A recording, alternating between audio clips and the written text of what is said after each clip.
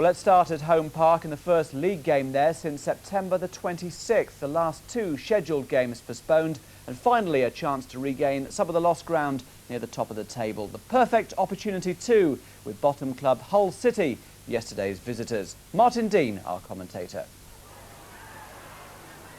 Argyle just taking a little while to settle into things here. Well, to be fairness,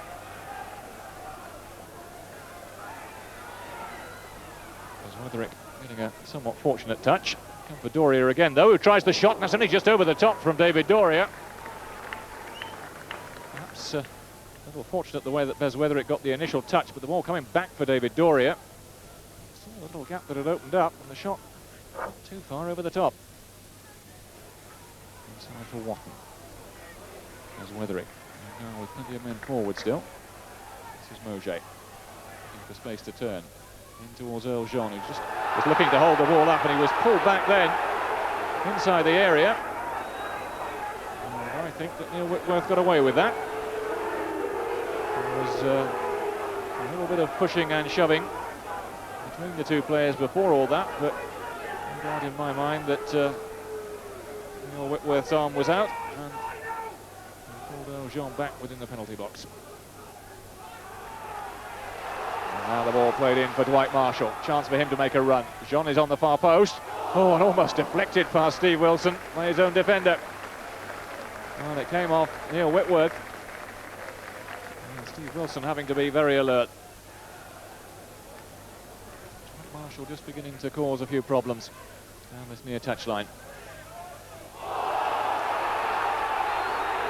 Doria will be penalised, and what is going to happen here? He's already had a yellow card, David Doria. He's now about to get a red one. That's the second yellow card, and off he goes, David Doria. A foul on Steve McCall, and Hull City are down to 10.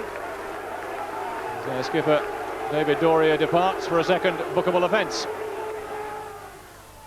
Everybody compacted into that space on the edge of the penalty area. This is Hargreaves, good save. McCall rather than Hargreaves, in fact, in fairness to him.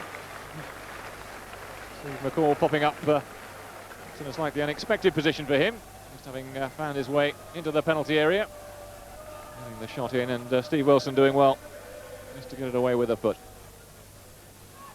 Earl Jean. Looking to go around Riot. It's the cross in instead. Marshall. Lay off for Barlow. Chance here. Good save. Barlow following up. Oh, and Wilson denying him again. Well, Martin Barlow finding himself with a rare shooting opportunity.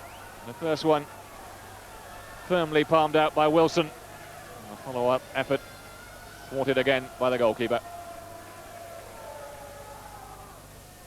McCall then with the corner.